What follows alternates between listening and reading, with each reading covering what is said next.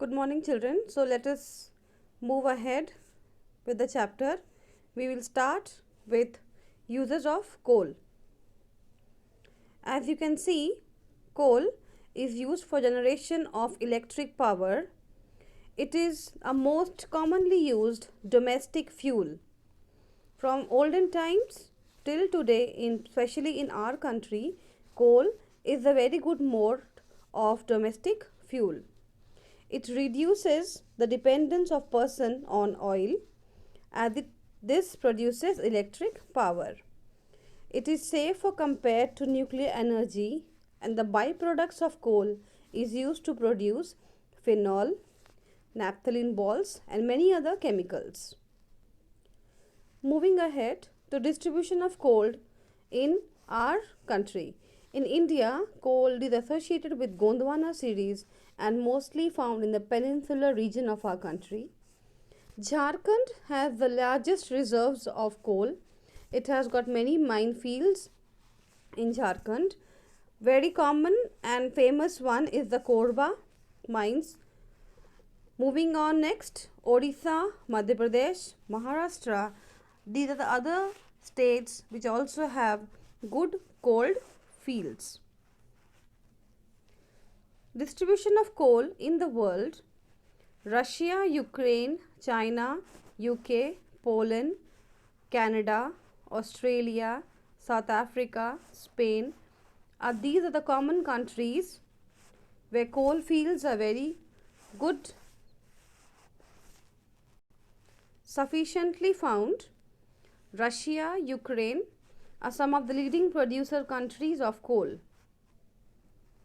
Moving on to next byproduct material, petroleum, also known as liquid gold. I repeat, petroleum is also known as liquid gold obtained from sedimentary rocks.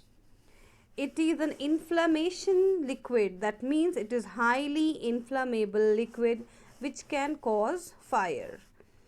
Petroleum composes of hydrocarbon up to 95% and it also contains oxygen, nitrogen, sulfur, and because of this it is highly inflammable which can cause fire.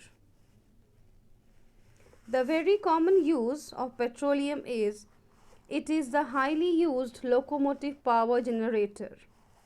Petroleum is used in all the kinds of automobiles, vehicles to generate power. It can easily transported from one place to another, filled up in big tankers. It emits very less smoke and that is why it is used worldwide. It provides many most lubricants agents, also used as raw material for chemical industries and used for making paints, medicines, plastic and fertilizers.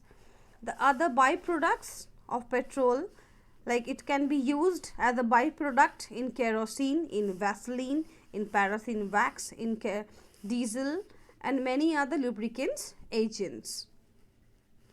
In India, petrol is produced in 5% and the main offshore finds of petrol is in Mumbai and Gujarat.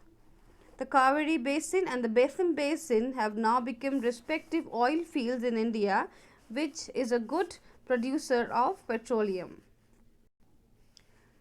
Further in the world, petroleum is widely produced in Saudi Arabia. Other than this, USA, Russia, Venezuela, Canada and China are other important countries where petroleum is found as a byproduct. Moving on next to the other byproduct, natural gas. It is a naturally occurring hydrocarbon. It is a byproduct of carbon formed when layers of decomposing fossil fuels come under pressure of the earth, and it is also known as non-renewable sources as it is occurred after millions of years. I repeat, natural gas is a byproduct of hydrocarbon which can only be found after many of years as it is formed due to the pressure of the earth and after the decomposing of fossil fuels. There are many widely used of natural gas, commonly used as fossil fuel, also used as cooking, heating, electricity generation, and manufacture of plastics, fertilizers and petrochemicals. Let us see distribution of natural gas in world and India. In India, the GAIL is doing a great pioneer work for natural gas exploration. 65% of natural gas comes from Mumbai, 35% is produced by Assam, Tamil Nadu, Tripura and Basin. Distribution of natural gas in the world. Russia is a major producer. It is further supported by other countries such as USA, Western Europe, Canada, Mexico and China. Dear children, I haven't noted all the points, but I swear I have written all the important points here which you can note down in your note copies. This is going to help you further to see the chapter in a quick gist. Let us move ahead. Let me show you and teach you what is mining. Mining is the extraction of minerals from the deep inside of the earth. As our earth is composed of different layers of soil, so different layers of soil consist of different kinds of minerals.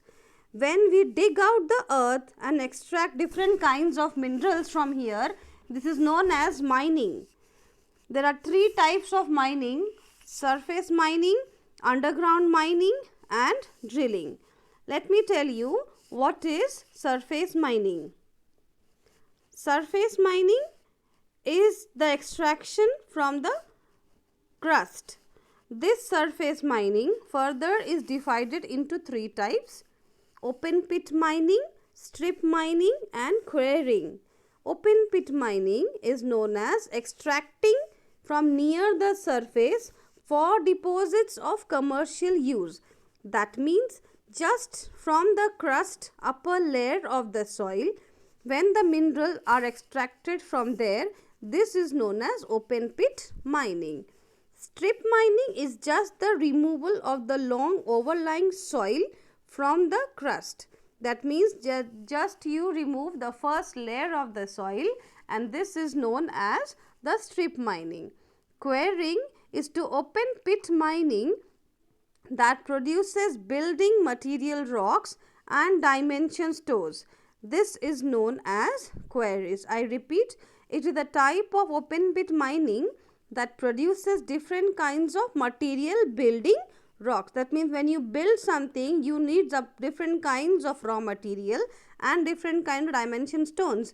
So this kind of dimension stones and different kind of material rocks which you need for building certain things, this is known as quarrying. Moving on further is underground mining and drilling. Underground mining is a form in which minerals are extracted from deep inside the earth. This is known as underground mining. And drilling refers to when you bore a hole through the soil and try to take out the oil and the natural gas from the particular place. This is known as drilling. Drilling is not mining. In mining, you dig the entire area. In drilling, you just bore a small hole to take out the raw material, that is oil and the natural gas.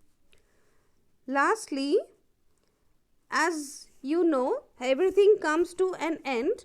So these minerals also has some kind of basic limitation.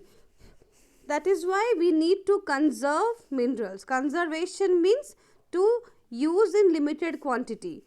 Basically, it means to replenish and slow down the consumptions and to keep it safe so that it can be used for millions of years ahead. And because of this only, they are known as non-renewable sources. Whereas these different ways are there through which we can consume and conserve our minerals. They are using different and improved and latest technologies which do not need minerals in large quantity. We should use those kind of technologies and machines which do not need lot many of minerals. We should use minerals in a judicious manner. That means whatever quantity is needed, that much only we take, that much only is extracted and digged. Rest all is not extracted. Further, to save energy, money, material and natural resources, we need to conserve minerals. I repeat, to save energy, money, material and natural resources, we need to conserve minerals. So dear children, here we come to the end of the chapter minerals. I hope the chapter is clear to you. Further, any queries you can ask. Do see the video and read the chapter along with it. I am sure you will understand the chapter very clearly. Thank you.